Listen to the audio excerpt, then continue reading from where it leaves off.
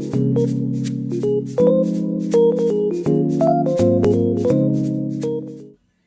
everyone! Welcome to my channel. So for today's video, isa lang po ang gusto kong mangyari at iyon ay makapagpakilala sa inyo. Kasi usually kilala niya lang ako bilang asawa ni Dan Alvaro, ganun, or some random people na nakita niyo dito sa internet. So, kung hindi man kayo follower ng asawa ko, tapos madaanan niyo itong video na to, wala lang, gusto ko lang magpakilala. Bakit ba? Kanya-kanya tayong treat. First off, I want to introduce you. My name is Aileen Cardenas Galura. That's my married name. Galura. Pero bakit Alvaro yung gamit ni Dan? Well, that's his screen name. And also, kung minsan, ayun, nasasanay na lang din ako na tinatawag ako Mrs. Alvaro kasi um, yun yung nakasanayan na apelido ng asawa ko. Pero ang talagang apelido niya and real name niya, sa real name niya, is Galura.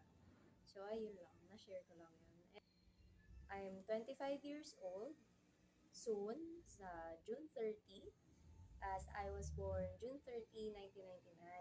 Yan. So, turning 25 this year. Nalagay nyo, halata ba?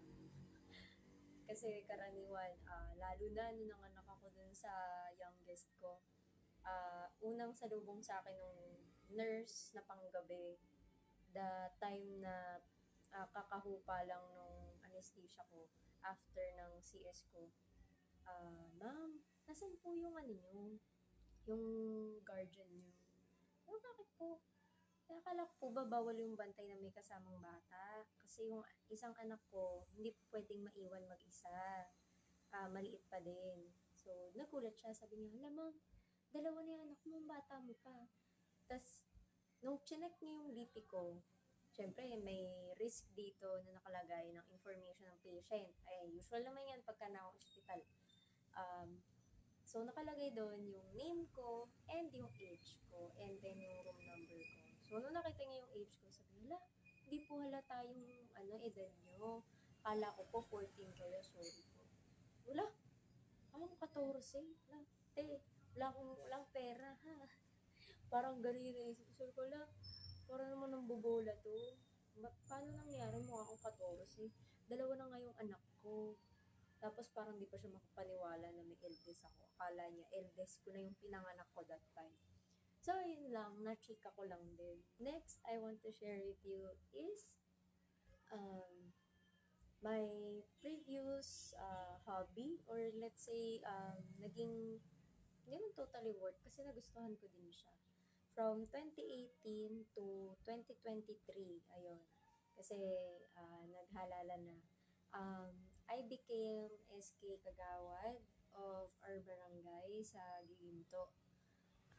Naging bahagi din ako ng, actually naging, tawag dito, pioneer ako ng kaagapay ni Mayora Agay Cruz. So, some of the people dyan sa Bulacan, especially sa Giginto, uh, magi, possibly familiar na kayo sa pagmumukha kong to. Pero hindi ko lang alam kasi itim na yung buhok ko ngayon. Previously, naging blonde yung buhok ko that time. Then, naging red. And that's it. Marami naging kulay yung buhok ko nung mga panahon na yun. So, baka mamukaan nyo ako, sabihin nyo, ay parang nakita ko na to. Pero parang hindi siya kasi iba yung kulay ng buhok. So, ayun.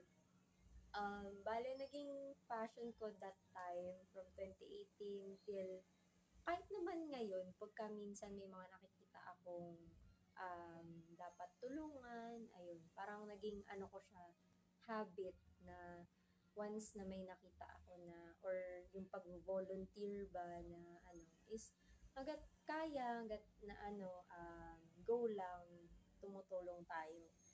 Pero sa ngayon, teka lang, baka mamaya mag-send kayo ng Gcash sa akin. Wala po kung pag ganun, ha? Wala po muna.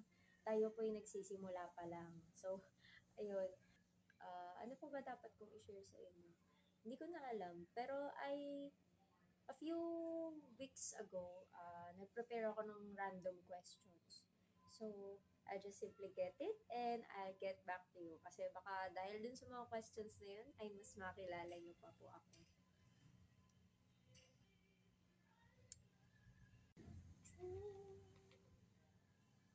Hello, I'm back. So, eto na.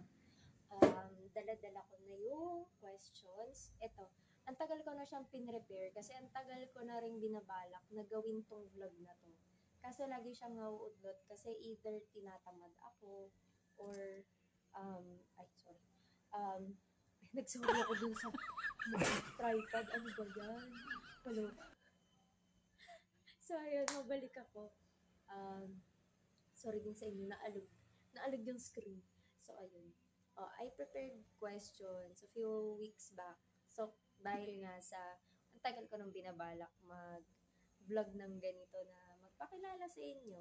Kasi some of you were asking din dun sa page ng asawa ko na paano kaya siya nakilala ni Sir Dan, ano kaya yung ano niya, background niya, sino kaya siya, ganito, ganyan. So, simple video ito. Simple video para makilala niyo ako. Then, probably, sana masundan. Pero, sa ngayon, here are the random questions so you could know me more.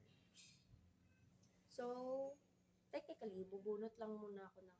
Actually, hindi ko na natatandaan kung ano-ano yung mga pinaglalagay kong questions dito. Kasi randomly, naghanap lang din ako online ng questions. So, palagay ko masasagot ko ng maayos at palagay ko masasagot ko na sa paraan na mas makikilala nyo kung ano ba ako, sino ba akong ganon.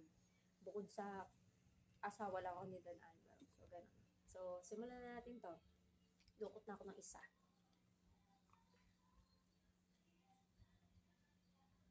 Do you think you're a friendly person? Yes, I think I'm a friendly person.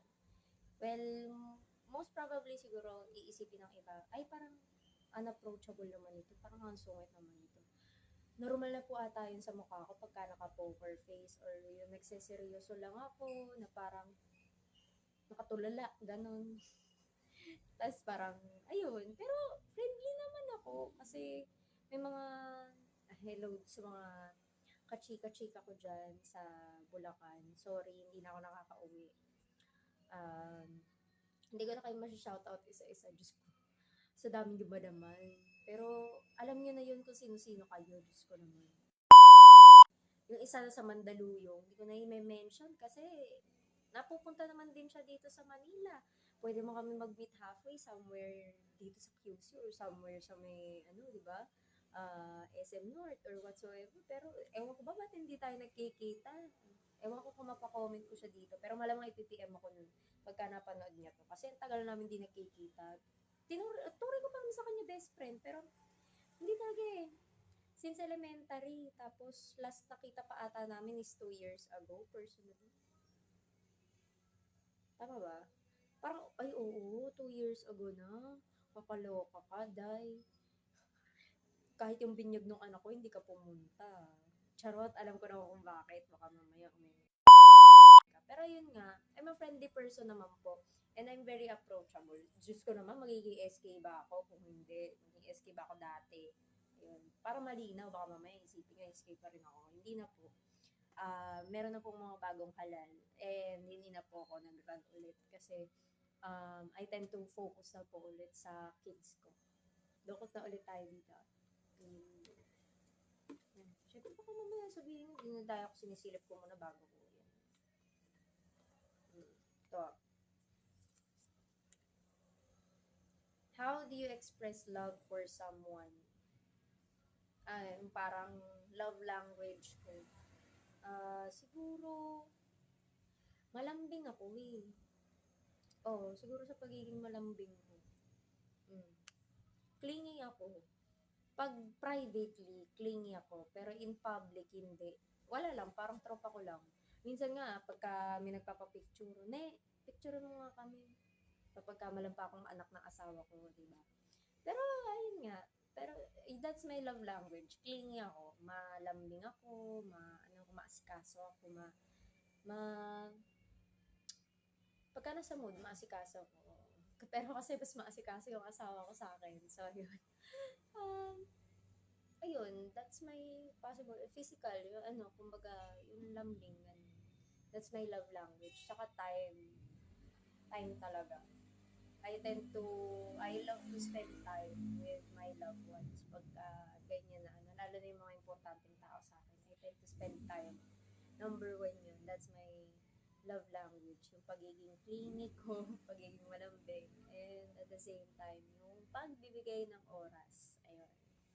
So, next, ayan, lukot pa ulit tayo. Hindi ko ma-remember 10 ata itong questions na to. So, lahat na lang, sagutin natin. Something that makes you angry. Ay, pag yung mga importanteng tao sa buhay ko, sinubukan mo saktan, or kahit pagsalitaan ng hindi maganda. Di baling ako, oo, di baling ako yung tirahin mo, ako yung saktan mo, ako yung pagsabihan mo ng kung ano-ano, gawan mo ng kwento. Pero pagdating sa mga taong mahal ko, lalo na kay Dan, alam ni Dan yan, Diyos ko, ilang beses na akong, dahil nga doon sa may, yun nga, last year and previous years, nahahack yung account ko, then yung account niya parang may gumagaya nung identity niya, tapos gumagamit pa ng ibang social media platform para manloko, para mampera, ganun. Tapos akala si Dan mismo yun. So nakakatanggap din siya ng mga messages na let's put it, messages na hindi ka nais-nais. Ayun. So, lalo na siguro pag anak ko yung inaway nyo or pinagsabihan nyo na, bakit ganyan yung batang? Ay, Day, ako kausapin mo, may problema ka. Ganon. So, maano akong tao. I'm very protective when it comes to my loved ones. Ayan, sobra ako magtanggol para sa kanila. Next, ayun, baka mamaya kung anong kainitan ng ulo ang ating... Teka, nakita ko yung question. Haluin natin, baka mamaya sabihin.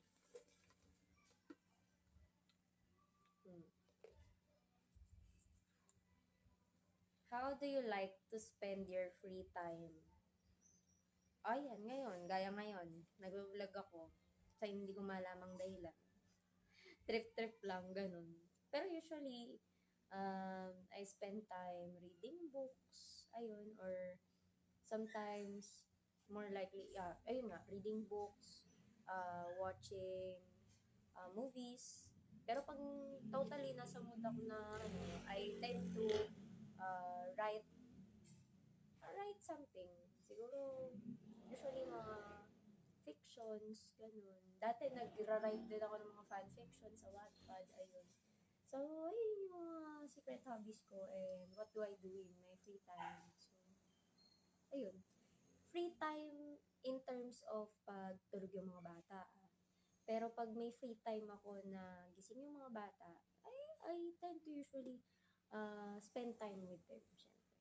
Lalo na dun sa eldest ko kasi medyo nasa phase siya na medyo nangangailangan na kasi ng attention, more attention ni Aaron, bunso ko. When it comes to breastfeeding, pagkarga-karga, ganun, pagpapatulog, medyo nahalata nga namin dalawa ni Dan na nagseselos yung panganay, si Roel. So, ayun. So, I tend to spend my free time sa kanya. And pag tulog sila pareho, ayun. I spend time with myself. And with my husband, syempre. Diyos ko naman. Napaka-inosente pa ba tayo? Char. Next question. What do you wish you did more of? What do I wish that I did more of? Siguro, more effort na makatulong financially sa husband ko. Probably good. Yun siguro. Kasi, ayun nga, we tend to na siya muna yung more likely mag-work. Ako, focus muna ako sa mga minsan na yun, naisip ko na sana natutulungan ko rin siya kahit nasa bahay lang din ako. Simpleng bagay na ano. Pero ayun nga, totally pinag-stop niya muna talaga ako. So, focus muna din talaga sa mga bata na palakihin sila. And at least turuan sila ng unti-unti. Ayun. Then, next. Ayan, medyo kumukonti na ating mga papel. Next. What are you most afraid of? Pinaka-afraid ako yung bigla ko iiwan. Or, biglang gustuhin na iwan ako. I hate being abandoned. Ayun, ganun. Yun yung pinaka-afraid ako sa lahat. Yung iwan ako. Siyempre, sino ba namang matutuwa o mai-excite na iwan ka, di ba? Weirdest thing you believe in? Di ko alam kung weird, pero I believe in God. Hindi man siguro weird yun. Pero kasi, I believe in Him in a way na, kumbaga, hindi kanya basta-basta pababayaan. Na, let's say, financially, medyo nagigipit na, or meron kang problema na iniisip, then it affects your daily life, and tend to affect your health and everything. Pero once na lumapit ka sa Kanya, mag-pray ka sa Kanya, hindi ka niya bibigoin ever. And, ewan ko, para sa akin hindi weird yun, pero probably sa iba, it's a weird thing that you believe in. Pero, ayun, tested na din naman na never niya kaming pinabayaan, never niya akong pinabayaan. Whenever I pray to Him and I cling into Him whenever I have a problem, whenever I'm in a good mood, especially in a bad mood, ayun. Basta magdasal lang sa taas. Yun. Look. Dalawa na lang yung natitira dito. So, ito yung sagutin naman natin ito. What does friendship means to you?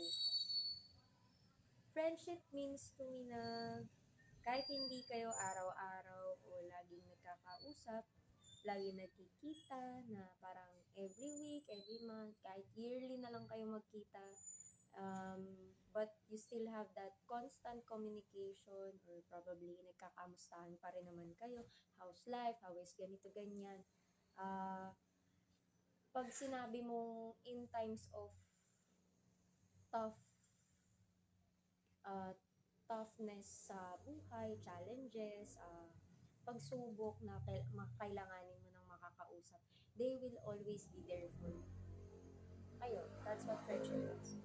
Kasi kahit ako, matagal na kami hindi nag-uusap, hindi nakikita, pero once we talk, parang kahapon na nagkita kami, ganun. That's what friendship is to me. Lapit na matapos. So, what is your favorite childhood memory? Madami. Diyos ko. Kung isa-isahin ko. Pero, favorite nga di ba? Probably, may childhood memory na after classes ko, nung elementary ako, kada susunduin ako ni Daddy, I was so spoiled when it comes to food. Ayun. Yun yung hindi ko makakalimutan. Yung daddy ko, tas kakain lang kami ng simpleng burger, o kaya magtutusok-tusok lang kami doon after ng class ko. Kain lang kami, then after nun, uwi na. Kumbaga, parang habang kumakain kami, nakamusta niya, how was my day, okay naman ba, may mga assignments ba, may mga kailangan ba ako pagdating sa school, So, that's what I miss. And one of my favorite childhood memories, yung kasama yung dad ko, eating out. And so, last but not the least, wala na. So, unsure ako, nakailang questions ba? 10? So, ito, last is favorite movie and why? Favorite movie ko yung Up. Siguro naman, most most naman na makakapanood nito, alam niyo yung movie na Up. Teka. Um, yung sa mga hindi naman nakakaalam, lagay ko dito yung poster. Ayan yung movie na Up.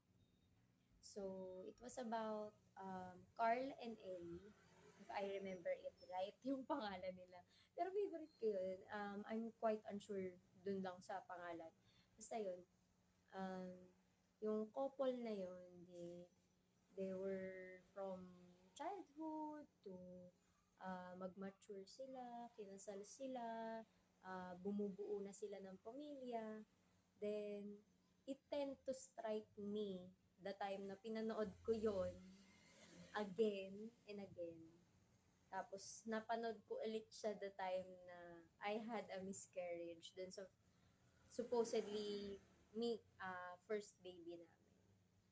Nung pinanood ko siya, I tend to realize how hard it is for someone, especially for a mother, na mawalan or parang malose hope. Kasi that time parang naisip ko, kasalanan ko, bakit nawala yung bata? Parang ganun, sinisi ko na kagad yung sarili ko. Kahit na, ang sabi naman sa akin nung asawa ko ni Dan, na it's okay kasi meron pa namang, may dahilan ng Diyos bakit nangyari yun. And probably hindi pa ngayon, probably sa susunod pa, mabiyayaan din kami ng supling. So, ayun na nga, dalawa magkasunod pa yung naging biyaya sa amin. Pero, ayun, that time, sinisisi ko yung sarili ko. Then, it turned out na nung napanood ko pa yun, hindi siya nakadagdag ng depression ko eh. Na, kumbaga parang postpartum, ganun. Na dinamdam ko pa lalo yung pagkawala ng baby namin. Pero I tend to see na yung pagsusumikap nung guy para kay Ellie na wag damdamin na okay lang yan kahit magkaanak tayo, kahit hindi tayo magkaanak. Ayun, it strike me. And, ayun. May bebe na nagising. So, ayun. Mag-hello ka sa kanila? Yeah!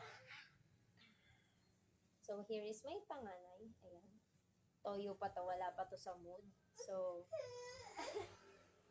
opo. Magpapaalam lang si mami dun sa mga manunood nito. So, that's it guys. Thank you for watching and see you sa susunod kong video. Bye-bye ka sa kanila. Look, bye-bye.